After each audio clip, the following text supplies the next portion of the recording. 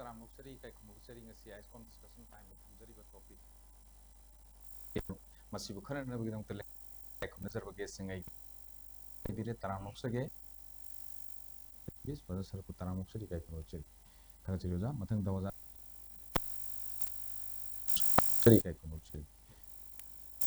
ai han sarat salam political activist Damsida Toiba, Tangdu Letadaba, Sigumba, unrest situation, Sigi Manung Chana, Miam Yamna, Hainaba, Aduga Media, the Supontok Nakiba Wapam si PM Unaba Pangdri, CM the PM Unaba State Sigi Chief Minister, PM Unaba Pangdri, Aduga PM, Manipur, Lak Pidri, Heba Wapam Sini, Adu Masida Yumpamwere Haraga, Narang Si Equi, Niti Ayok Gimi Pam Yaw, Chatpamatamda, BJP headquarter office, Equi. Honorable Chief Minister ga aduga Prime Minister ga unakibagi wafam Home Minister amadi koi Defense Minister yauna unakibagi wafam si koi mayamna phongdok narakpa thengnai official oitri di haiba wafam su leiri swai matang sa thamjabani finally PM mit CM ahan bigi weno za sert kamai thamini kamai habini koi Manipur jik thoi ba Irang se si hek hawbadagi hawkiba megi ahumdagi ngasi se Thatra Mari Kare Hele, Karadanate, Nasik Akwegi Hata, my Matundadi, Tatranga Surade. Tatranga, Sigiman Unsidai Sidai Koi, Chief Minister na, Adudagi, Akwegi ruling party, Akwegi delegation sing, Aduga Atei opposition party, Akwegi delegate sing Chatana, Akwegi Prime Minister da. Akwegi appointment PB naba mahaka wafam se thoiba akwegi Manipur crisis gi matang da khanna naina naba akwegi miyam gi mahutsinna akwegi Manipur dagi Chief Minister aduga atei ruling party gi aduga atei opposition party singi aduga akwegi CSO singi representative sing Maira Paibi gi representative sing hanna Taksanna sang na Thatra Mangamuk se lakwane. Aduda akwegi Prime Minister Sri Modi na appointment am tapidaba. Unana bagi wapam akwegi lairiba akwegi miyamgi mihutna aduga akwegi CSO singi mihut adu ima event sing luaina makna akwegi crisis sigi matangda akwegi Bharat pumbagi akwegi Pradhan Mantri oiriba Prime Minister Modi mafamda tamning ba wapam aduga Irang sigi matang da Prime Minister ki mot kari no ai si khangning ba se akoi gi Thatra ngamuk si chupna akoi gi taksan da na lak pane akoi Manipur gi miam da na tana akoi gi issue se akoi gi Bharat pumba gi miam na aduga Bharat ki wang ma da su India gi wang ma da wa akoi gi Manipur gi crisis si hojik ki matam da thokpa khwai da gi yam na maru oiba social amasung akoi gi political crisis am oina akwai develop tawrabane mi khuding mang ai di parliament ta akwai gi wangang ba matam da akwai gi honorable akwai gi MP sing na wangang ba matam da Manipur gi wapandradi Bharat si masa khangdabani aina hai grani aina khanbagi thak yauri na sigumba gi chang gi degree se amukta akwai gi Bharat ta any state amagi concern oiba issue da si muk yamna important oi rakpase masi am thokhidriba akhoi gi thodok amane hena lawba yai lawba da si akoi lawi haibada akoi haiman ba thoktaba adugi situation da lakrabane adubu yamna akoi gi akhang kan ba yamna akoi gi thamoi se pagi man mawong da Prime Minister na tham tramangam ungsi chukna akoi gi mihut ka akoi gi Chief Minister ga akoi gi political leaders singa akoi gi social samaj gi oiba tongan ba section gi leaders singna akoi gi thoiba crisis si solve tongna ba da Prime Minister ga amtang unajage haisida pi da na akoi gi sangna lakpa do adu ngarang si akoi Niti Ayog ki meeting chatpani Chief Minister se Niti Ayog ki meeting siga loina na akoi gi kaino ne akoi gi meeting si akoi gi ani thokna ne ai Niti Ayog ki meeting am Prime Minister na preside tawraga tawre adui matungda akoi gi hauji akoi gi Bharat ki state khara akoi gi thuna akoi gi state ki assembly sing gi election tawrakadaba mafam sing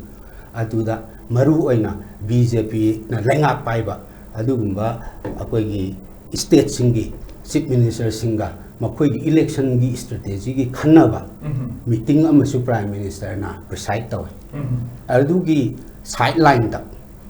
aidi national media singi report ki matungina adugi sideline da BJP gi headquarter da akoigi media kharana akoigi minute kun hai aduga media khara amana minute trangam khai adumaina chap chaba minute phaw masing khangde adu prime minister ga akoigi home minister Shri Amit Shah aduga defense minister Shri Rajnath Singh moi yaudana Manipur gi matang da minute tranga kunmu akoigi wafam khara khana khare haibagi akoigi media gi report tu khaktani akoi da huji phangi se BJP gi official oiba BJP gi akoigi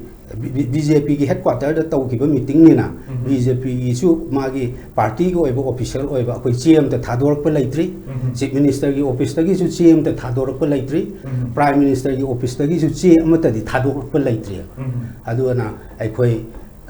una khare haise sidi media gi report khaktane haba akoi mang da lairi se adubu akoi gi una khare di yam afaba khongthang amani minute manga da oirasu tara da oirasu changa da oirasu thatra manga mukse akoi gi kari gumba appointment am tapi da na laaga akoi gi minute tara da oirasu changa da oirasu appointment pi da na Manipur gi chief minister na akoi gi prime minister ga wa se adi maru oiba akoi bharat ki akoi gi cabinet minister ani khwai maru oiba minister ni akoigi home minister aduga defense minister aduga prime minister na hanjal na prime minister gi office tagi hairi si Shri Amit Shah ji home minister da Manipur gi issue se masi gi solution ama porak na ba pura sina khrabani ma ga unaro aduga prime minister unadrasu yare haina akoigi tha tara mari tranga se adum pakhum pi dana lakpane adu madu ki stand du dagi kitang handok tana one step back tawdana prime minister na akoigi chief minister ga kari khana rangba no hai dudi kari gumamta akoigi mangda akoigi thoglakpa leitri ni na aduda comment people luri adubu akoigi prime minister ga minute tranga or kun khaktang wari sanaba naba ahan pirakpa si ahan ba akoigi afaba khongthang ne haina thamningi adubu mathang sei oza Dr. Kiran Indra Mundasi oza akoigi miyamna akoigi Manipur state ki government na wathok asi koi losinba ngamdana leiba si center gi losinba sing unanaba ngairakhiba BJP gi MLA khara gi koi Delhi da unanaba ngairakhiba du unaba phangkhidre haibagi pausu phongdonaba leikre cheirak sidana koi ngarang gi social media sing da phangrakhiba kano dadi koi unakhre haibagi pausini pa hainare isi swai matang sini koi ngasi thamjariba topic sisu finally prime minister meets chief minister Sikar mai thambini asena zanjeri khoi ji mamang de yamna jam phaja wafam sing thambigre aduga khoi Manipur gi thoiba conflict wathok sing sida ta sengna haraga di kuki sing di choron tawde aduga khoga mete phurup sing di choron tawdon leirabra na mi mayam na dum hai wafam sing lei loina political party institution laiba singsina all political party gi mifam sing kausi leba ke waroshin purukna bo hona si haina tongan proposal me am ko na newspaper da ari newspaper da famina ba sing thengna ga su masi nga ke sum famina ba man ba khra ura kan da ko gi board ruling opposition da laiba kangu sing che pajana sangdai na ga punna chatmina ba yaba mong da leba ke interest da leba ke na thabak tawgada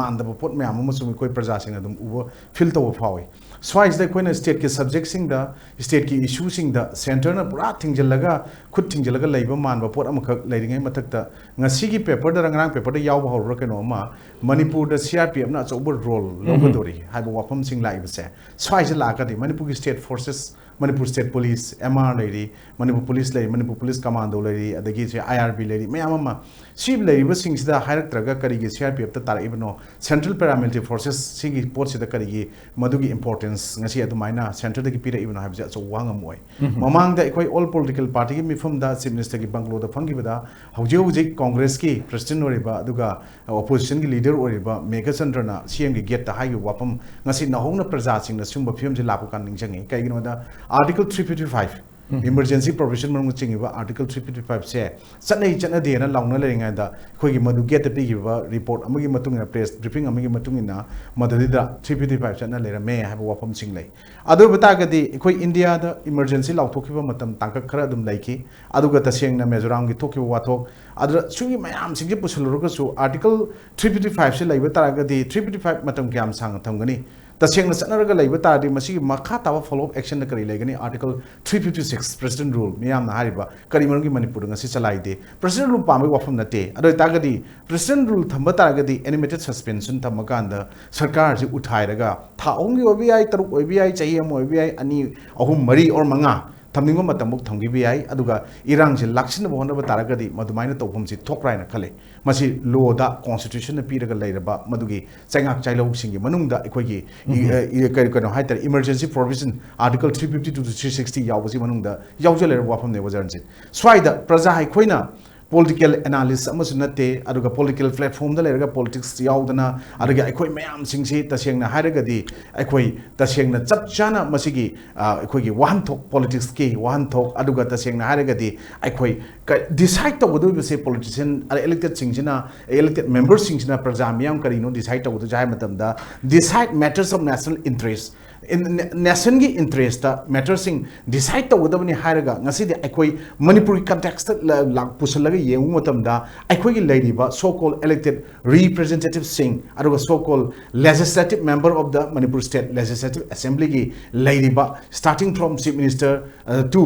every my cabinet council natraga MLA sing or even opposition kangu sing se masigi sing na akhoi gi matter sing se national gi interest ta state gi interest ta decide to ngamdrabra or to remain responsible for the ordinary people like say ngamdrabra to make major decision and establish policy Manipur gona pagthok ngamdrabra aduga they are to be very accountable to the public and make decision on behalf of the dear constituent hana haiba pose mkhoi ngasi bhab tadra adu tagadi political amadi emotional demarcation torok lagadi natraga tawna honar pa taragadi madu akhoi praja miyam je hojik langadori brahib wafam je ozari swaida lai mana swaida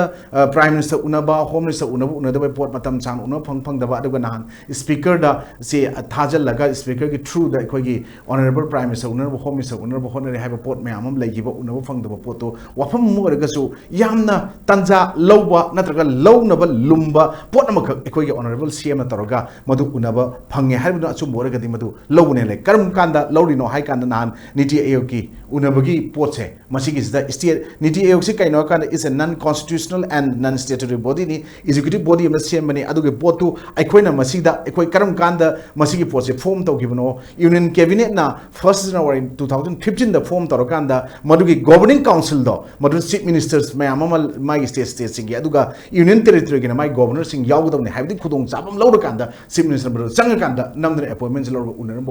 yayana aina wakana sagali amadugi chumala ama then swaida opposition na uji ikoina BJP yaning dena chief minister tara amasu yawde na hai aduga Mamata Banerjee wa otogena masi pressing the report to iko then adu tagade ikoina madugi potu kaino ahamada kari community ayok se national institution for transforming India harga hojingna niti ayok na harpagi poneba madugi da ajuchum transforming India ni which is a policy think tank of India government which provide input regarding different programs and policy of government haibani aduna sigi posida CM na pukhala kanda khoi lewa ki oiba different programs and policy of the government do madu pukhala khanara kanda khana naba jaga aduni aduna madugi potuda has a twin mandate to achieve adoption and monitoring of the sustainable development goal in a country and to promote competitive and cooperative federalism among the state and union territory haibagi potugi pandam da manga sagi ekhoina mai governing council manung du yawra chatla kanda madu unabu oiraga su namdana unaba namdan ta unabu duri unare aro manung da kari wari sanai madugi niti ayogi manungda India gi magi national institute for transform tawnabagi mayam khanaba khona policy chembagi pot khanara kana Manipur gi khanara moidra haibdi press na chap chaba madugi report Manipur da phongiba electronic print media da amta haptani masidi ozanji koina chasalaga haibji yada porom yam du porom moy then prime minister cham chanu unraga cha thamina roga wari Manipur gi oina samdraga di kamdawo then adudi ekta khoi ima lebak manipur iramdam nungsi haibase taseng na haragadi akhoi taseng na huji nungsi bataragadi chindana tab media dan tab thabang to buda ka oi haibasta hauji akhoi na simista sindabai pot huji silroi adu toroi haiba pot phongdarak bodum wire da aragi north east kari times of india mayam da phongner eb ko sisu nakal ma thamakanda adu ta khoi nga sai political amadi emotional democracy to bud taragadi akhoi praja miyam langadu hai tagadi akhoi manipur gi issue peace process lotion conflict situation ji masi yana bama natraga lotion gi bam pot tawna basi only madu in the hands of cookies community or narco terrorist community haibadi akhoi gi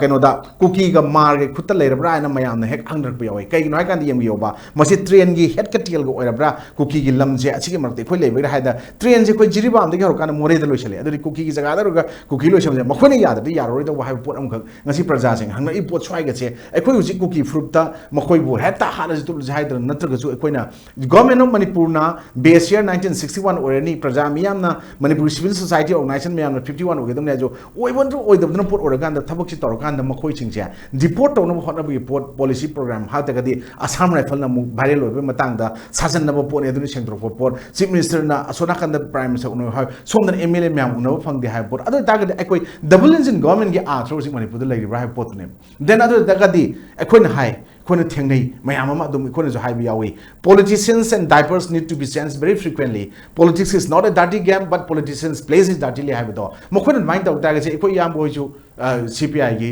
or any CPI am gi word so lebri mayam any atopa ni nang nai haijab ni ko sumaina mo koi manipur se atopa mana mo prajamiya na pahelaga thamaga manipur go ba natra regional party mi music pahelaga double is government na tabda dum leira kan even mizoram government na muktana dum BJP ki matta nganga mo khoi su leiba sumaina koi leiraga ekoi manipur gi leiriba economically downfall atman sin setharaba koki kanogi covid 19 gi matung de kitang pharen da handaki koki ga maitai ga conflict ta halaga to report ma seng bagdi external aggression internal disturbance leire adu emergency provision lauthop yare maduda constitutional measure breakdown doktra gadi masi lauthop yare 355 lauthop yare 352 lauthop yare haiba myam su to bidan leita gadi ekoi manipur praja miyam se ekoi ta seng na haragadi maraiba majati maramdambu han 1949 gi mamangda ningdhopan ba lebak amo na south east asia gi manungda maning makha tam ningdhopan ba lebak amo leromena lan horoga sovereignty gi aduga tongana tanam gi talibo kangu sing se masigi mi sing se support tok chalaki dore praja miyam je adu takadi ekoi se indian ni ekoi india da merge to gimda india na ekoi kai do birina lahonna ba pot ama yaurobra aina ngasi praja ni ekoi khalli maramdi ekoi sovereignty gi larong sing na support ro sing do why the india government is silent india ekoi indian natrabra aina ekoi ju laure ojar ju laure ojar da yam su laure loi laure sigi pose torokanda ekoi mamangi kano da kitang hangat yang muda amisana count kano gi terrorist ki aduga underground organization gi aduga militants ki problem je 2024 gi manung da north eastern state singin loishni ha gi pot da ekoi gi terrorist singi muthatna bu hona bata cookie sing sigi pot sing che adum khara mayon chong halaga thamaga makoi ga ekoi yana ba sing da lalawum myam je maching thirga amutang da long upudong loi upaga manipur gi adum insurgency problem lotion ba north eastern state BJP na lotion gi hai ba yaba pot ama tana ba pot tara ibra hai ba pot myam ma su lai ba marak che hojik te ekoi na CM na prime minister unaba home minister unaba adu tobagi pot ekoi na yenga lai ba matam na te makoi ga statement chap chaba leba ngsiu pot pira kanda mana to thabak to madai da waron drakki natraga illegal immigrants natraga forest ki jaga sing da kosar ga leiba myam takhai ru tor budagi haropani haiba potse ngasi ikoi myam na haure khange ure aru ta mamangi government la lam busu chairagum si hojiki government tor podi si hobune su yara si aduga hojikti ekoi na kamaina ekoi iramdam protect tawni haiba se prime minister la aga ngasi bokta tha 35 sudro bosi bokta silent on leire home minister na numit 35 matung da la alution ngamdre maira pa bilambi da thatu upasing je fajalu numit 5 loisang ngamdre malem goina khomi lanmi da khukan pangam da mari su lebe india na manipur khujin mamang pakda ngasi thabu paithok ngamdre adu tagadi prajamiya lengak ti yawiriba elected mayam sing thamoi chengna thola kanda imaleba ki aduga imaleba ki jaga territorial integrity natraga nungsi chan lebe fruit mayam indigenous people haigara native people haigara permanent settlers sing haigara mayam sing gi tawgada thabuk to lengak ngamudre prajamiya honaga tawna tadi chief minister prime minister unaba ngaiba chief minister na home minister unaba ngaiba chief minister defense unaba ngaiba film ꯃꯁꯛ ꯎꯅ ꯉꯥꯏꯔꯒ ꯂꯩꯔꯒꯗꯤ ꯃꯁꯤꯒꯤ topic ꯑꯣꯏꯅ ꯈꯟꯅꯔꯒꯗꯤ ꯑꯩꯈꯣꯏꯒꯤ ꯂꯩꯕꯥꯛꯁꯦ sinking community ꯑꯣꯏꯗꯣꯔꯦ ꯍꯥꯏꯕꯁꯦ ꯑꯣꯏꯗꯣꯔꯦ ꯍꯥꯏꯅ ꯁꯨꯝ ꯑꯩꯈꯣꯏꯒꯤ ꯂꯩꯉꯣꯏꯒꯤ ꯂꯝꯗ ꯀ꯭ꯋꯤꯛ ꯁꯦꯟꯗ ꯄꯨꯊꯔꯒ ꯑꯗꯨꯝ ꯄꯨꯊꯔ ꯂꯦꯡꯉ ꯄꯨꯊꯔꯒ ꯑꯗꯨꯝ ꯂꯨꯞꯄꯒ ꯑꯩꯈꯣꯏꯒꯤ ꯂꯩꯔꯝꯃꯦꯕꯨ ꯈꯪꯗꯅ ꯁꯔꯨ ꯉꯥꯛꯇ ꯍꯌꯦꯡ ꯔꯤꯁꯥꯔꯆ ꯇꯧ ꯐꯪꯕ ꯑꯗꯨꯃꯥꯏꯅ ꯇꯥꯔꯅꯤ ꯑꯣꯖꯥꯁꯦ ꯁꯨꯃꯥꯏꯅ ꯊꯝꯖꯒꯦ ꯃꯊꯪꯁꯦ ꯀꯩꯅꯣꯗ ꯂꯥꯛꯆꯒꯦ ꯑꯣꯖꯥ ꯁꯔ ꯁꯂꯥꯝꯗ ꯂꯥꯛꯆꯒꯦ ꯄꯣꯂꯤꯇꯤꯀꯦꯜ ꯑꯦꯛꯇꯤꯕꯤꯁꯇ ꯑꯣꯖꯥ ꯑꯩꯈꯣꯏꯒꯤ ꯃꯌꯥꯝꯅ ꯍꯥꯏꯅꯕ ꯑꯩꯈꯣꯏ ꯄꯥꯎꯔꯧ ꯑꯃ ꯍꯥꯏꯇꯥꯔꯦ ꯃꯁꯤ ꯀꯔꯤꯅꯣ ꯍꯥꯏꯕ ꯃꯇꯝꯗ ꯅꯤꯡꯊꯧꯒꯤ ꯃꯅꯥꯗꯤ ꯐꯛꯂꯥꯡꯗ ꯊꯦꯠꯂꯤ ꯍꯥꯏꯅꯕ ꯄꯥꯎꯔꯧꯁꯤ ꯑꯩꯈꯣꯏꯒꯤ ꯆꯤꯐ ꯃꯤꯅꯤꯁꯇꯔꯅꯗꯤ ꯁꯦꯟꯇꯔꯒ ꯄꯥꯎ ꯐꯥꯎꯅꯔꯒ ꯃꯣꯅꯤꯇꯔ ꯇꯧꯏ ꯍꯥꯏꯕ ꯋꯥꯐꯝꯁꯨ ꯃꯌꯥꯝꯗ ꯐꯣꯡꯗꯣꯛꯈꯤꯕ ꯃꯌꯥꯝ ꯑꯃ ꯑꯗꯨꯝ ꯊꯦꯡꯅꯕ ꯂꯩꯈ꯭ꯔꯦ ꯑꯗꯣ ꯃꯤꯌꯥꯝꯅꯗꯤ ꯃꯁꯤ ꯌꯥꯅꯤꯡꯉꯝꯒꯗ꯭ꯔꯥ ꯌꯥꯅꯤꯡꯉꯝꯃꯣꯏꯗ꯭ꯔꯥ ꯁ꯭ꯋꯥꯏ ꯃꯇꯥꯡꯁꯤꯗ ꯂꯥꯛꯄ ꯃꯇꯝꯗ ꯀꯃꯥꯏꯅ ꯊꯝꯃꯤ ꯁꯤꯒꯤ ꯑꯩꯈꯣꯏꯒꯤ ꯃꯇꯥꯡꯁꯤꯗ ꯑꯩꯈꯣꯏꯅ ꯆꯤꯐ ꯃꯤꯅꯤꯁꯇꯔꯅ ꯑꯩꯈꯣꯏꯒꯤ ꯁꯦꯟꯇꯔꯒ ꯕꯔꯥꯕꯔ ꯄꯥꯎ ꯐꯥꯎꯅꯩ ꯍꯥꯏꯅ ꯊꯥ 14-15ꯁꯤ ꯑꯗꯨꯝ ꯍꯥꯏꯂꯥꯏ ꯑꯗꯨꯒ ꯁꯦꯟꯇꯔꯅ ꯑꯗꯨꯒ ꯄ꯭ꯔꯥꯏꯝ ꯃꯤꯅꯤꯁꯇꯔꯅ ꯑꯗꯨꯝ ꯃꯣꯅꯤꯇꯔ ꯇꯧꯗꯅ ꯑꯩꯈꯣꯏꯒꯤ ꯄꯥꯡꯕ ꯌꯥꯕ ꯃꯇꯦꯡ ꯀꯔꯤ ꯀꯔꯥ ꯃꯌꯥꯝꯁꯤ ꯄꯥꯡꯗꯅ ꯂꯩꯔꯤꯕꯅꯤꯅ ꯄ꯭ꯔꯥꯏꯝ ꯃꯤꯅꯤꯁꯇꯔ ꯂꯥꯛꯇ꯭ꯔꯁꯨ ꯌꯥꯏ ꯎꯅꯗ꯭ꯔꯁꯨ ꯌꯥꯏ ꯍꯥꯏꯁꯤꯅꯦꯕ ꯑꯩꯈꯣꯏꯒꯤ ꯍꯟꯖꯟꯅ ꯑꯩꯈꯣꯏꯒꯤ ꯆꯤꯐ ꯃꯤꯅꯤꯁꯇꯔꯅ ꯍꯥꯏꯔꯤꯁꯦ ꯑꯗꯨꯕꯨ ꯑꯩꯈꯣꯏꯅ ꯍꯤꯔꯝ ꯑꯅꯤ ꯈꯛꯇ ꯈꯤꯇꯪ ꯇꯨꯡꯗ ꯆꯠꯂꯒ ꯆꯤꯐ ꯃꯤꯅꯤꯁꯇꯔꯒꯤ ꯋꯥꯐꯝꯁꯦ ꯀꯌꯥꯝ ꯆꯨꯝꯕꯅꯣ ꯂꯥꯟꯕꯅꯣ ꯍꯥꯏꯁꯦ ꯑꯩꯈꯣꯏꯅ ꯌꯦꯡꯕ ꯌꯥꯏꯑꯕ ꯑꯃꯅ ꯑꯩꯈꯣꯏꯒꯤ ꯀꯩꯅꯣꯗ ꯑꯩꯈꯣꯏꯒꯤ ꯅꯣ ꯀꯟꯐꯤꯗꯦꯟꯁ ꯃꯣꯁꯟ ꯑꯃ ꯑꯩꯈꯣꯏꯒꯤ ꯁꯤꯒꯤ 38 ꯁꯨꯕ ꯂꯣꯛ ꯁꯚꯥ ꯂꯩꯔꯤꯉꯩꯗ ꯄꯨꯈꯠꯈꯤꯕꯁꯦ ꯑꯣꯄꯣꯖꯤꯁꯟ ꯄꯥꯔꯇꯤ ꯃꯌꯥꯝꯅ ꯑꯗꯨꯒꯤ ꯄꯨꯈꯠꯈꯤꯕꯗꯨꯗ ꯄ꯭ꯔꯥꯏꯝ ꯃꯤꯅꯤꯁꯇꯔꯅ ꯃꯤꯅꯤꯠ ꯈꯔꯈꯛ ꯋꯥ ꯉꯥꯡꯕꯗꯣ ꯑꯔꯥꯎꯟ ꯃꯤꯅꯤꯠ 9ꯃꯨꯛ ꯑꯗꯨꯒꯤ ꯉꯥꯡꯕꯗꯨꯗ ꯍꯥꯏꯈꯤꯕ ꯋꯥꯐꯝ ꯑꯩꯈꯣꯏꯒꯤ ꯂꯣꯏꯅꯃꯛꯁꯨ ꯑꯗꯨꯒ ꯑꯗꯩ ꯑꯃꯨꯛ ꯑꯩꯈꯣꯏꯒꯤ ꯔꯥꯖ꯭ꯌ ꯁꯚꯥꯗ ꯍꯟꯗꯛꯀꯤ ꯑꯩꯈꯣꯏꯒꯤ ꯀꯩꯅꯣꯗ ꯚꯥꯔꯠꯀꯤ ꯄ꯭ꯔꯁꯤꯗꯦꯟꯒꯤ ꯑꯩꯈꯣꯏꯒꯤ ꯋꯥꯔꯣꯜꯒꯤ ꯊꯥꯒꯠꯄ ꯐꯣꯡꯕ ꯑꯩꯈꯣꯏꯒꯤ ꯀꯩꯅꯣꯗꯨꯗ ꯋꯥꯔꯣꯜꯁꯤꯡ ꯄꯤꯕꯗꯣ ꯑꯗꯨꯗ ꯑꯩꯈꯣꯏꯒꯤ ꯔꯥꯖ꯭ꯌ ꯁꯚꯥꯗ ꯑꯩꯈꯣꯏ ꯀꯩꯅꯣꯗꯗꯤ ꯂꯣꯛ ꯁꯚꯥꯗꯗꯤ ꯑꯩꯈꯣꯏꯒꯤ MP ꯅ꯭ꯌꯨꯂꯤ ꯏꯂꯦꯛꯇꯦꯠ ꯑꯩꯈꯣꯏꯒꯤ MP ꯑꯩꯈꯣꯏꯒꯤ ꯕꯤꯃꯣꯟ ꯑꯀꯣꯏꯖꯝꯅ ꯌꯥꯝꯅ ꯏꯃꯣꯁꯅꯦꯜ ꯑꯣꯏꯅ ꯑꯗꯨꯒ ꯌꯥꯝꯅ ꯐꯌꯥꯔ ꯕ꯭ꯔꯥꯟ ꯑꯣꯏꯅ ꯌꯥꯝ ꯀꯟꯅ ꯑꯩꯈꯣꯏꯒꯤ ꯑꯦꯇꯦꯛ ꯇꯧꯗꯅ ꯋꯥ ꯉꯥꯡꯈꯤ ꯑꯗꯨ ꯂꯣꯛ ꯁꯚꯥꯗ ꯄꯥꯎꯈꯨꯝ ꯑꯝꯇ ꯄꯤꯈꯤꯗꯦ ꯑꯗꯨ ꯄ꯭ꯔꯦꯁꯔ ꯃꯌꯥꯝꯅ ꯑꯩꯈꯣꯏ ꯈꯥꯡꯕ ꯉꯝꯗꯗꯅ ꯍꯥꯏꯗꯤ ꯀꯩꯅꯣꯗ ꯄꯨꯡ ꯑꯅꯤꯃꯨꯛ ꯑꯩꯈꯣꯏ ꯂꯣꯛ ꯁꯚꯥꯒꯤ ꯃꯤꯐꯝꯒꯤ ꯄꯨꯡ ꯑꯅꯤꯃꯨꯛꯁꯦ ꯃꯣꯁꯟ ꯑꯣꯐ ꯊꯦꯡꯛꯁꯀꯤ ꯃꯇꯝꯒꯤ ꯄꯨꯡ ꯑꯅꯤꯃꯨꯛ ꯄꯨꯡ 2ꯒ ꯃꯤꯅꯤꯠ ꯈꯔꯅꯦꯕ ꯑꯩꯈꯣꯏꯒꯤ ꯄ꯭ꯔꯥꯏꯝ ꯃꯤꯅꯤꯁꯇꯔꯅ ꯑꯗꯨꯒꯤ ꯃꯣꯁꯟ ꯑꯣꯐ ꯊꯦꯡꯛꯁꯀꯤ ꯃꯥꯏ ꯄꯥꯎꯈꯨꯝ ꯄꯤꯕꯁꯦ ꯑꯗꯨꯗ ꯑꯝꯇ ꯄꯟꯗꯕꯁꯦ ꯄꯟꯗ꯭ꯔꯤꯉꯩꯒꯤ ꯄꯨꯡ 2 ꯍꯦꯟꯕꯁꯤ ꯑꯩꯈꯣꯏꯒꯤ ꯑꯣꯄꯣꯖꯤꯁꯟ ꯕꯦꯟꯁꯀꯤ ꯚꯥꯔꯠꯀꯤ ꯃꯐꯝ ꯈꯨꯗꯤꯡꯃꯛꯇꯒꯤ ꯂꯥꯛꯏꯕ MP ꯄꯨꯝꯅꯃꯛꯅ ꯂꯣꯛ ꯁꯚꯥꯒꯤ ꯃꯅꯤꯄꯨꯔ ꯍꯥꯏꯕ ꯋꯥꯍꯩꯁꯦ ꯄꯨꯡ 2 ꯍꯦꯟꯅ ꯂꯥꯎꯒꯦ ꯃꯗꯨꯒꯤ ꯄ꯭ꯔꯦꯁꯔ ꯃꯌꯥꯝꯗꯨꯅ ꯈꯥꯡꯉꯝꯃꯛꯇꯅ ꯑꯩꯈꯣꯏꯒꯤ ꯀꯩꯅꯣꯗ ꯔꯥꯖ꯭ꯌ ꯁꯚꯥꯗ ꯃꯥꯒꯤ ꯃꯤꯅꯤꯠ 6ꯃꯨꯛꯀꯤ ꯄꯥꯎꯈꯨꯝ ꯑꯃ ꯄꯤꯔꯦꯕ ꯄꯥꯎꯈꯨꯝꯗꯨꯗꯩꯗꯨꯗ ꯌꯥꯎꯔꯤꯁꯤ ꯃꯅꯤꯄꯨꯔꯗ ꯁꯥꯟꯇꯤ ꯂꯩꯔꯦ ꯁ꯭ꯀꯨꯜ ꯀꯣꯂꯦꯖ ꯂꯣꯏ ꯀꯥꯔꯦ ꯑꯦꯖꯨꯀꯦꯁꯟꯒꯤ ꯏꯟꯁꯇꯤꯇ꯭ꯌꯨꯠꯁꯤꯡ ꯂꯣꯏ ꯍꯥꯡꯉꯦ ꯄꯔꯤꯈꯥ ꯈꯨꯗꯤꯡꯃꯛ ꯐꯖꯅ ꯁꯥꯟꯇꯤ ꯑꯣꯏꯅ ꯄꯥꯡꯊꯣꯛꯑꯦ ꯍꯥꯏꯅ ꯄ꯭ꯔꯥꯏꯝ ꯃꯤꯅꯤꯁꯇꯔꯅ ꯑꯗꯨ ꯍꯥꯏꯔꯤꯗꯤ ꯄ꯭ꯔꯥꯏꯝ ꯃꯤꯅꯤꯁꯇꯔ ꯑꯃꯅ ꯍꯥꯏꯕ ꯍꯥꯏꯁꯦ ꯃꯣꯗꯤ ꯈꯛꯀꯤ ꯋꯥ ꯅꯠꯇꯦꯕ ꯚꯥꯔꯠ ꯁꯔꯀꯥꯔꯒꯤ ꯋꯥꯅꯦꯕ 100% ꯑꯣꯐꯤꯁꯤꯌꯦꯜꯅꯦꯕ ꯄ꯭ꯔꯥꯏꯝ ꯃꯤꯅꯤꯁꯇꯔꯅ ꯍꯦꯛ ꯄꯥꯕ꯭ꯂꯤꯛꯂꯤ ꯅꯠꯇ꯭ꯔꯒ ꯂꯣꯛ ꯁꯚꯥꯗ ꯅꯠꯇ꯭ꯔꯒ ꯔꯥꯖ꯭ꯌ ꯁꯚꯥꯗ ꯉꯥꯡꯕ ꯍꯥꯏꯁꯦ ꯑꯩꯈꯣꯏꯒꯤ ꯃꯣꯗꯤꯖꯤꯒꯤ ꯋꯥ ꯑꯣꯏ ꯌꯥꯗꯦꯕ ꯚꯥꯔꯠ ꯁꯔꯀꯥꯔꯒꯤ ꯄꯣꯂꯤꯁꯤꯗꯣ ꯑꯗꯨꯃꯛ ꯑꯣꯏꯅ ꯂꯧꯒꯗꯕꯅꯦꯕ ꯄ꯭ꯔꯥꯏꯝ ꯃꯤꯅꯤꯁꯇꯔ ꯍꯥꯏꯁꯦ ꯃꯥꯒꯤ ꯑꯩꯈꯣꯏꯒꯤ ꯄ꯭ꯔꯥꯏꯚꯦꯠꯀꯤ ꯋꯥ ꯂꯩꯇ꯭ꯔꯦꯕ ꯄ꯭ꯔꯥꯏꯝ ꯃꯤꯅꯤꯁꯇꯔ ꯑꯣꯏꯔꯗꯤ ꯏꯟꯗꯤꯌꯥꯒꯤ ꯄ꯭ꯔꯁꯤꯗꯦꯟ ꯑꯣꯏꯔꯗꯤ ꯄ꯭ꯔꯥꯏꯚꯦꯠ ꯍꯥꯏꯕ ꯋꯥ ꯂꯩꯇ꯭ꯔꯦꯕ ꯃꯥꯅ ꯄꯥꯕ꯭ꯂꯤꯛꯂꯤ ꯉꯥꯡꯉꯕ ꯋꯥꯗꯣ ꯁꯔꯀꯥꯔꯗꯨꯒꯤ ꯄꯣꯂꯤꯁꯤꯅꯦꯕ ꯑꯗꯨꯒꯤ ꯄꯣꯂꯤꯁꯤꯗꯨꯗ ꯑꯩꯈꯣꯏꯅ ꯌꯦꯡ ꯇꯥꯔꯗꯤ ꯑꯩꯈꯣꯏꯅ ꯌꯦꯡ ꯇꯥꯔꯗꯤ ꯀꯩꯅꯣꯗ ꯃꯅꯤꯄꯨꯔ ꯁꯥꯟꯇꯤ ꯂꯩꯔꯦ ꯁ꯭ꯀꯨꯜ ꯀꯥꯔꯦ ꯄꯔꯤꯈꯥ ꯂꯣꯏꯅ ꯇꯧꯔꯦ ꯑꯩꯈꯣꯏꯒꯤ ꯁꯥꯟꯇꯤ ꯍꯟꯖꯜꯂꯛꯑꯦ ꯍꯥꯏꯅ ꯍꯥꯏꯔꯒꯗꯤ ꯁꯥꯟꯇꯤꯗꯤ ꯀꯗꯥꯏꯗ ꯍꯟꯖꯜꯂꯤꯅꯣ ꯆꯤꯐ ꯃꯤꯅꯤꯁꯇꯔ ꯐꯥꯎꯕ ꯆꯨꯔꯆꯥꯟꯄꯨꯔ ꯆꯠꯄ ꯉꯝꯗ꯭ꯔꯤ ꯃꯤꯆꯝꯗꯤ ꯂꯥꯏꯔꯗꯅ ꯑꯗꯨꯗꯒꯤ ꯀꯨꯀꯤꯒꯤ MLA 10ꯗꯣ ꯑꯩꯈꯣꯏꯅ ꯌꯥꯅꯤꯡꯕ ꯌꯥꯅꯤꯡꯗꯕꯗꯨ ꯇꯣꯈꯥꯏ ꯊꯝꯃꯀꯥꯟꯗ ꯑꯩꯈꯣꯏꯒꯤ ꯑꯦꯁꯦꯝꯕ꯭ꯂꯤ ꯐꯝꯕ ꯅꯠꯇ꯭ꯔꯒ ꯀꯦꯕꯤꯅꯦꯠ ꯐꯝꯕ ꯂꯥꯛꯄ ꯉꯝꯗ꯭ꯔꯤ ꯏꯝꯐꯥꯜꯗ ꯀꯔꯤꯗ ꯁꯥꯟꯇꯤꯅꯣꯕ ꯑꯗꯨꯅꯗꯤ ꯊꯑꯣꯏꯅ ꯇꯧꯔꯤꯕꯔꯥ ꯅꯠꯇ꯭ꯔꯒ ꯃꯅꯤꯄꯨꯔꯒꯤ ꯆꯤꯐ ꯃꯤꯅꯤꯁꯇꯔ ꯑꯃꯁꯨꯡ ꯃꯅꯤꯄꯨꯔ ꯁꯔꯀꯥꯔꯅ ꯁꯦꯟꯇ꯭ꯔꯦꯜ ꯒꯚꯔꯟꯃꯦꯟꯗ ꯃꯤꯁꯏꯟꯐꯣꯔꯝ ꯇꯧꯕ꯭ꯔꯥ ꯂꯥꯟꯅ ꯄꯥꯎ ꯄꯤꯕ꯭ꯔꯥ ꯑꯅꯤꯒꯤ ꯃꯔꯛꯇ ꯑꯃ ꯑꯣꯏꯐꯝ ꯊꯣꯛꯑꯦ ꯃꯔꯝꯗꯤ ꯑꯩꯈꯣꯏ ꯃꯌꯥꯝ ꯁꯤꯗ ꯂꯩꯔꯤꯁꯤꯅ ꯂꯣꯏ ꯈꯪꯉꯦꯕ ꯑꯩꯈꯣꯏꯒꯤꯁꯦ ꯑꯩꯈꯣꯏꯗ ꯁꯥꯟꯇꯤ ꯂꯩꯇꯦ ꯑꯩꯈꯣꯏ ꯈꯪꯉꯦꯕ अदो पार्लियामेंट की राज्यसभा की फ्लोर ददी शांति लई हाइरक तारदी शांति लई हाइरिसे प्राइम मिनिस्टर की ngasai ranjit na hairiba ningthaugi manadi akoi gi phaklang da theli haidu maina phaklang da theli ba du dai du da chenen amani ne magi akoi gi intelligence gi report adugi report loina maktu mangun da yaudoi ne ba yaudoi sida maru aina Manipur da function tawriba Manipur gi chief minister agi Manipur gi governor dagi sigi report mayam si loi chatliba ne ba nungti gi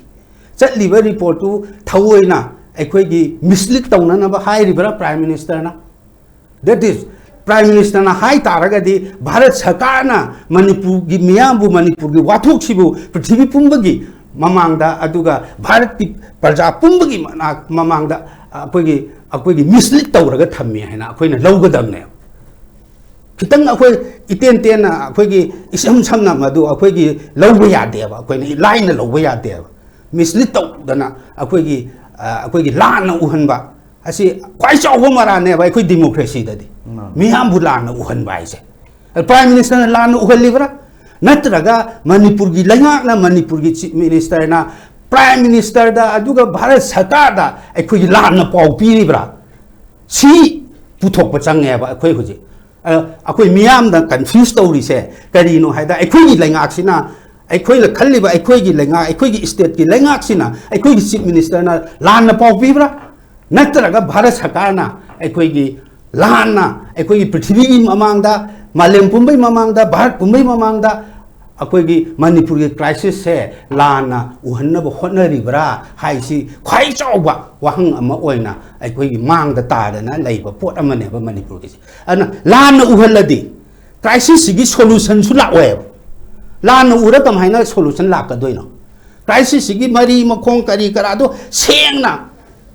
State government na aduga laiba agency khuding makna thidana khotana akoi gi mapan da phongdok pa ya da post su laiba ya adu phongdok ta da kaisu kai de solution porak na bai da makta adu lana di akoi gi uhaloi da bane mislead ti tawroi da bane misinformation inform di tawroi da bane adu akoi crisis solution halise akoi gi hujik hairi sine hanjana akoi gi mislead misinformation tawba ma natraga Bharat Sarkar na thawoina akoi gi ngasai akoi kiran na hai hiba dumaina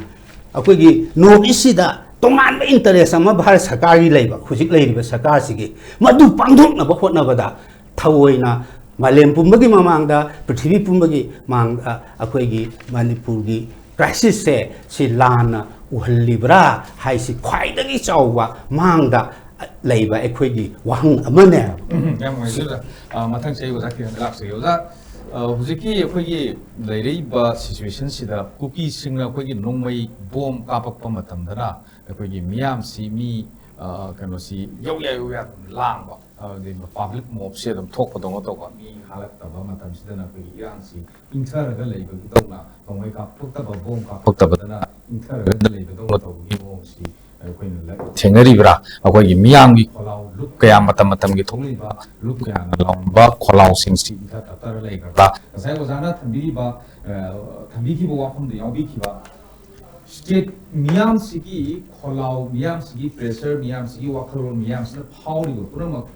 state lenga amadi miyam gi kano si condition si central government na yingirata targadi ekoi gi lawam thopa jan constitution na piri ba right sing adu phangnana ba haibam thokpa haibai si ekoi gi thone haiba wapam du ekoi tumina election pam thokta haiba tung sai wajan thambdi yaubi gi aduna sai gi restoration se peace restoration si lakle haiba gi khudam amara koi CSO mayam adagi ekoi gi kano mayam sina matam gi tholei ba loop mayam sing sina ngasai gi bom nongmai kap ko matam du uba situation du dana koi irang si loisalle hena lobi ya gi phibam ta laina thabi bi adori kamai thabi ya masidi koina ngasagi yamna jo haibi gi bdo ai khoi gi janjin haibi ba modi na natraga any magi minute truk pi ba truk ren pi ba adugum ba sanda school college hange santi pore haiba wahi che twice the big question arises kai gi no hai kan da school college hange ji chingi karam jaga da hange Chachampur gi jaga da hangi bra more jaga da hangi bra Kampopi jaga da kyam hangi aru Imphal area da hangi chume valley area di still disturbance lairaga su adum essential commodities natraga mayam gi day to day life sab chana enjoy tawi haiba che 100% taw su 70-80% enjoy tawi haiba di we agreed aduga Prime Minister's statement there that was given only for the Valley based community or whether it is for whole state, it's a big question there. Kaino haikanda madwai da aikon uji hygienic itu ne wasagi train ki head ka tail ga je jiri bandar ko mole de loiben cookie kango ki cookie ki hawa ga ma de loiba example among ai sa mang ron pije gido then adu ta ka aikoina na hangoi su ni narco terrorists ni illegal immigrants ni hariba koi pum bajil landori bra hojik shi Prime Minister ki statement du yoga gadi hauji adu na then why aikoi ki adu chumba tar gadi why the central government or paramilitary forces are protecting and safeguarding cookie by erecting that buffer zone area, cookie area kind of hari ino karigi, cookie dominated area. Why they mention it as a cookie dominated area? Hybrid nahan Assam rifle ki DG na sing the cookie dominated area. Why they use the term cookie dominated area in the state of Manipur? I question why the British administrative period the colon iramatam da British administrative period the nungaina ba administrative nungaina ba single maditam khairamba. Adagi akwina Manipur ki on the lady ba revenue ki money ML the MLR and LR 1960 sigi manung sida akwai sing the tabaya de mete ma sa de ni irga code kawai jaga de yauke. Kari ki aduga sing kangun de kumdara ga beli de tabaya ri. Akwai le horiba fruit community recognized tribe kuntra mari ne high contract ne kuntra bana akwai ki le fruit ni fu me ale ba port recognized tribe nataga unrecognized tribe tokro le me am sigi dam da chong thu ngasi mitai community na fight to risibu only to safeguard territorial integrity of mitai peoples or whole state of Manipur oi brava so is the why they are not coming out openly to support the movement protests against the state government or central government carrying them develop. Then the Supreme Court of India have already granted right to freedom of speech and expression given by the Constitution of India under Article 19 clause 1 subclause A. Madugi matungina noi smine express to we are ni police power repeat.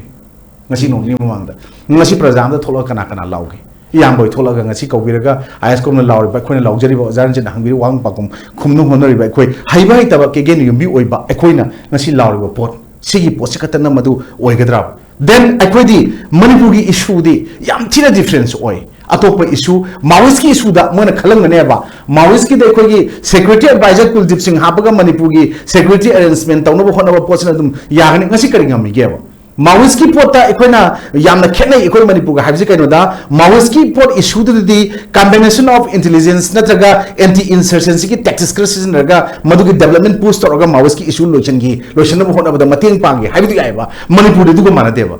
the present crisis or conflict of Manipur current issue the troubles they are not just like law and order issue ka tagi wafam oi da ba pot lai ba chaida because masidi did Deeper one with multiple players. Some of them are based outside India. Ekona some article daga thina ba ko high stake game oide other dagadi mapal gi external aggression yauri hai base sigi pochne then Chief Justice of India Supreme Court ki DY Chandrachud kari hai ki there is total constitutional machinery breakdown and administrative failure in the state of Manipur. Then why the Article 352, 360 emergency provision is not applied in the state of Manipur? This is also a big question. Adu dagadi double engine government gi makhada lady ba sarkar se thugai bi ade haina masi tawno bo hotna bada issue ji loichandraga su madugi sarkar gi lady ba term single loina ba ngai bra haiba pot amaka ngasi di praja sing ui aduga anoba ekoi nahan gi July gi tha dagi July gi June gi wan di chatna ba han gi IPC CRPC Evidence Act madugi manung da yaw bada gi anona singirba BNSS adagi BNS adagi ekoi BSA na lady ba exing mayam ama ngasi mosila lakod da ano lo sing sida ekoi gi maming Bharatiya na mamang na tapsil ga hapok pa ni aham gi Indian na haiba pot ne ba ekoi local language otrok ne ba then mamang de ekoi program yam na haina ba one language one nation one color one flag one political party one religion yam haine ko mayam na sigi pot mayam je sungat na ba honor ibra then hujik atopa jaga sing da cookie sing kai dore even statement ngarang na nagagi sin na organization sing tholok pasing da nuai ta bamka phawi Christian community da ekoina attack to do no man ba propaganda am ano ba sako na mo khana cookie ka tang torom ding si yaw e ba sum basing je koi ngasi nuai te ekoina kari da muta cookie da ngasi sain da to do bra jam yam si kari gi to do no is we responsible akoi si conflict si hormodan da we mitai people responsible for that अदु तागदी अखोई नहान Assam rifle की DG दुना कनोदना चिपटुना फोंद्रोको पोता मखोई आई नखोई की friend नि Assam rifle से काना हायरगा मयाम मग तो पोत खरा मतेक सो हाबएबा अदु तागदी स्वाइद अखोई मणिपुर की civil society organisation specially COCOMI नगा थमैबो वाफम देन तौरिबो पोट मयाम से अखोई nga की अवाई अकुम खुमनरगा लेरकांदा ngasi de अखोई की ethnic group sing mयाम रत नत क्लासेस मयाम थलोक मतमदा अखोई स्वाइद अखोई की तसेंग हायरगदी तौनिंग तौनिंग तौबो याबा रुल लो लेतब मयाम अमन तौबो मतमदा पे अनोबो सेमाइबा अखोई की अदुगुंबा इंडिया की लॉ सिनसु क्रिमिनल माइंडेड अदुगा इंडिया की कॉन्स्टिट्यूशन की पेज अमतदा आर्टिकल अमतदा जगा अमतदा सेपरेटिस्ट मूवमेंट तानबे याबगी पोतसु यावदबा पोतदा तालगा फोन ले मोय एमएलए तरा स्वाइद हरकत के एमएलए तरा दुगी मनुंग द कैबिनेट मिनिस्टर अनि यावरी out of that 7 are from BJP and 3 are from another different party adu तागजु मखोय बुजी खोय हयेंग हंजित सिदगी फंगदरिबा स्टेट असेंबली दम दे इनवाइट तौरि काय तोम थोइब्रा नत्रगना the rule of procedure and conduct of business of Manipur state legislative assembly की rule book the procedure याव पोतु मतुंगिना मखोय करी ngasi बुक त मखोय मतुत करी एक्शन लौदबनो हाइबो पोचने देन रूल नंबर 300 ता कोन तोइन हाइजब असेंबली योक्सलाबनिना सिदैसदा अखोय करिगुंबा कनागुंबा elected amana मखोय इल कंडक्ट नत्रगा मिसबिहेवियर नत्रगा लेबाक मियाम के अगेंस्ट तबक तो पोट लेदा वाकट पे याय रूल नंबर 300 पी मतुंगिना मदुदा elected members in the walker payare adagi among speaker da mako gi secretary in walker payare natragana prajamiya micham walker payare have da micham prajamiya gi mahut silaga veteran politician hanagi yamna well expert well great parliamentarian hai tare ahli bungo pabung ojoina madu walker padagi ngasi pakhung ngasi khoi prajamiya phangde then adwaida अखोई अदुगुंबा privilege ethics committee ना मदुगी action लौखट नब मयाम लौखट अदु तौनी EMI Mehran अमन लावबा assembly थुमजन बंगासी अदुम तौरनी हारगा अदुम लै अदु तागदे अखोई प्रजा मियांगी अदुगुंबा लाइसंग लो सेंबम लो maker legislation मयाम फम assembly sta अखोई करी फमी करी तौरी नत्रगा अखोई थोइबा कॉन्फ्लिक्ट से सी खनदन अखोई बजट खरा सेंटर की पिरक पोट खरा नत्रगा डिपार्टमेंट थादरक स्पॉन्सर तब स्कीम खरा के खनर कांद लेरगा लेबाक से अदुम शांति पुरको मतुम द यागद्राबा शांति पामबगी वा नतेबको शांति दरकार ओय अरु शांति से अंदकी मतंग दा तसेंग कराना करी होनबनो जालेंगम प्रोजेक्ट तरपदगी करी थोलई जालेंगम प्रोजेक्ट के मरुम द करी यावरी सी के मरुम the Kanana narco terrorist sponsor तौने को ngasi लौरबा लेंगाक सासन दजु चंगल लगा काम खादा लिन फुरखाव लिन जाउ दन यारो मखोय एमएलए सिंह कई वकन कल्ली अदि कॉन्स्टिट्यूशन ऑफ इंडिया के आर्टिकल 1 ने आर्टिकल 3 बौत आर्टिकल 3 दा मरुइना एखोय की सेपरेट टेरिटरी में सेपरेट स्टेट में सेम याबी मनुंग दा सेम मतम दा कई याव हैव खंगदना सेपरेट एडमिनिस्ट्रेशन पिरो हाइबो पोसे सी पोत तारागदी एखोय सिदा स्टेट सेंट्रल गवर्नमेंट ना प्लान तौरब्रा मदुगी पोत दा तोंगानबा एखोय काउंसिल में यूनियन टेरिटरी दा लेजिस्लेशन से मसी सेमदो कांद एखोय सिदा मोइन डिमांड पीबो तारागदी मैतई कांगू अमा कुकी कांगू अमा नत्रगा नागाइसिना कांगू अहुम थोकना हायें पीरकांद एखोय मणिपुर से कश्मीर दा आर्टिकल 370 स्क्रैप्स अदोगा त तोंगान अनि सेमन बने एखोय अहुम सेम कोई पोर लाखो कोई यादोरिब्रा सिंगल मनन दे कइनो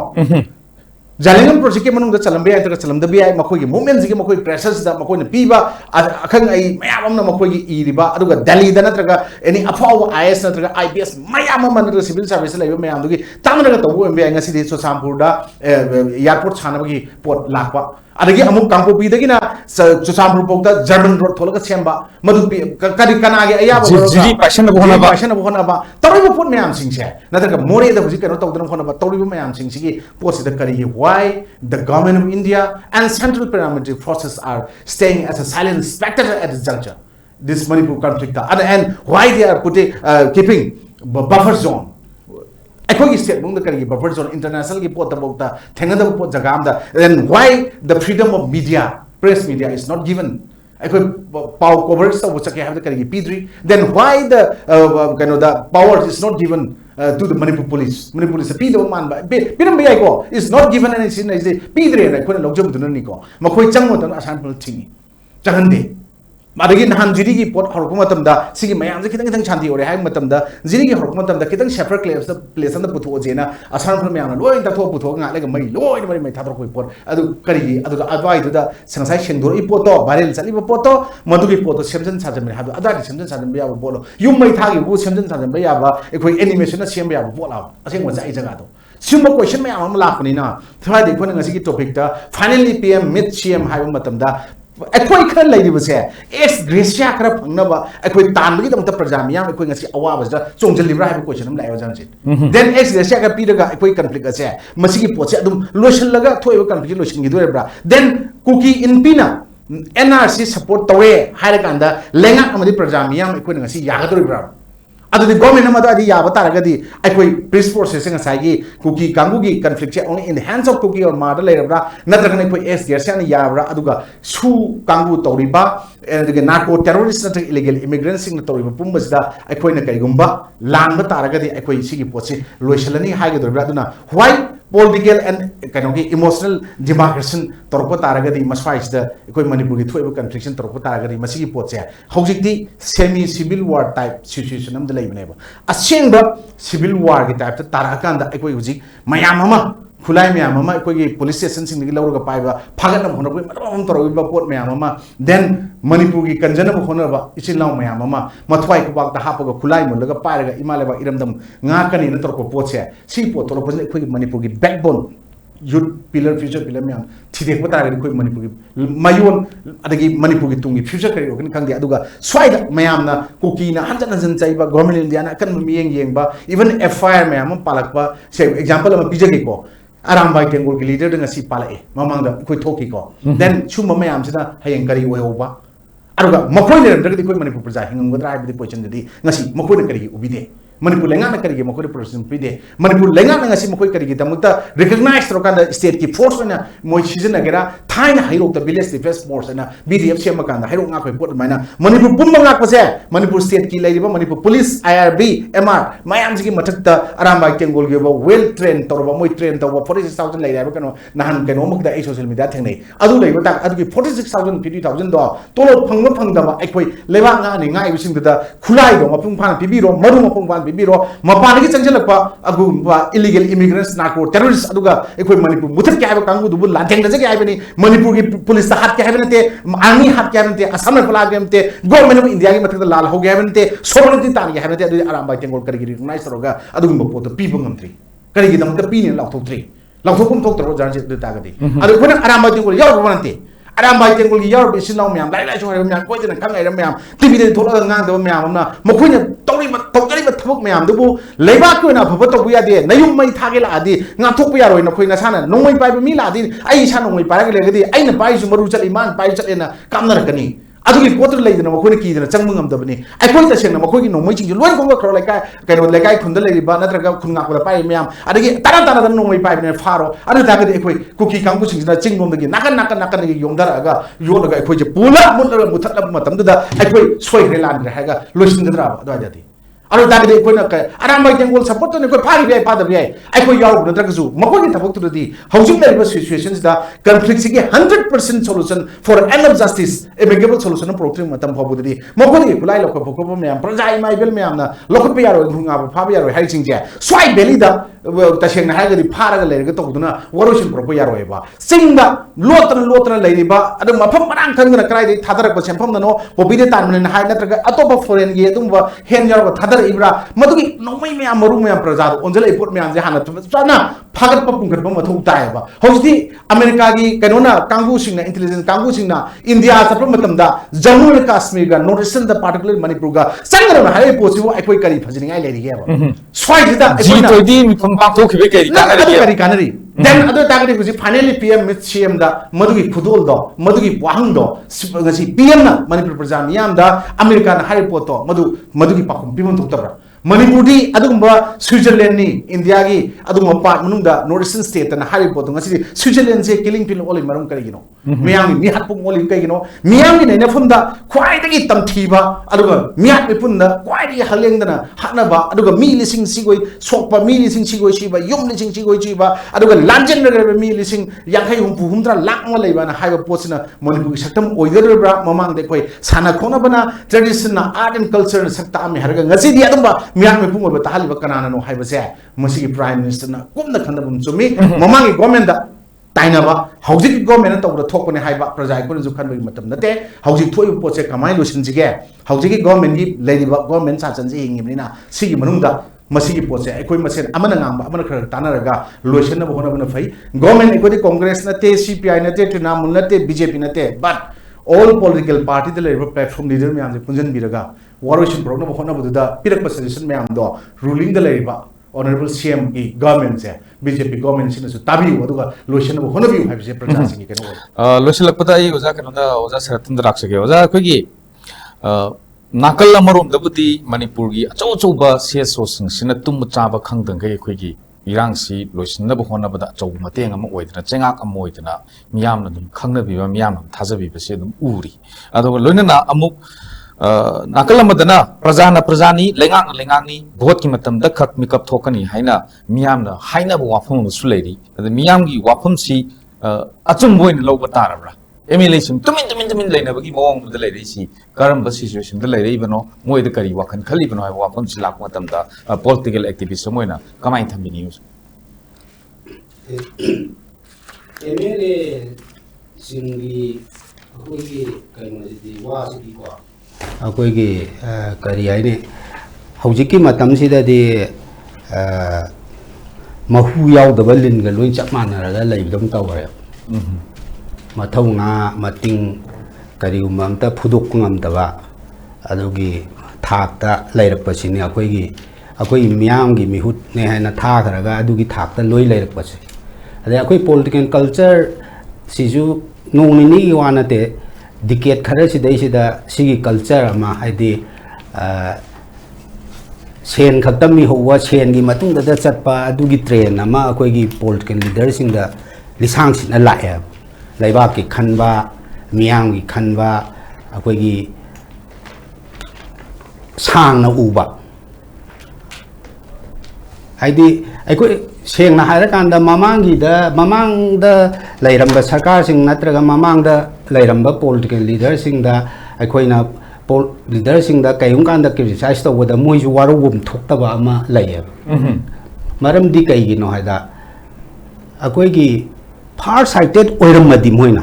sang moina khara uramadi hujik thoiba thodok si thomdab yae adugi ni moi bu criticize tawris ada waru hum laite yes akoi sang na uhodare hai si hai bu ngam gadabane politics tawrise laibak si semgat na bagini laibak si manglom da pukhalak na bagini haidi whether MLA oiba yai oidaba yai adu maru oiridi akoi gi elected akoi democracy da di elected ओइबा Kangu सिंदुना प्रजा सिंगना लाइगा उ शासन तौ हाइना scenery बनिना अखोगी मोइगी vision अखोगी Moina छांग उबंगमद्रदि अखोगी लाइबाक तु दैदुदा सिगुम crisis से अदुम थोकप ताबने पृथ्वी की मफम खुदिमक्ता अदु गुम्बा मतमदा सि इरांग सिंग सि लोइ थोइंग हाक्तने अना अदुदगी थोकलकपने हाइना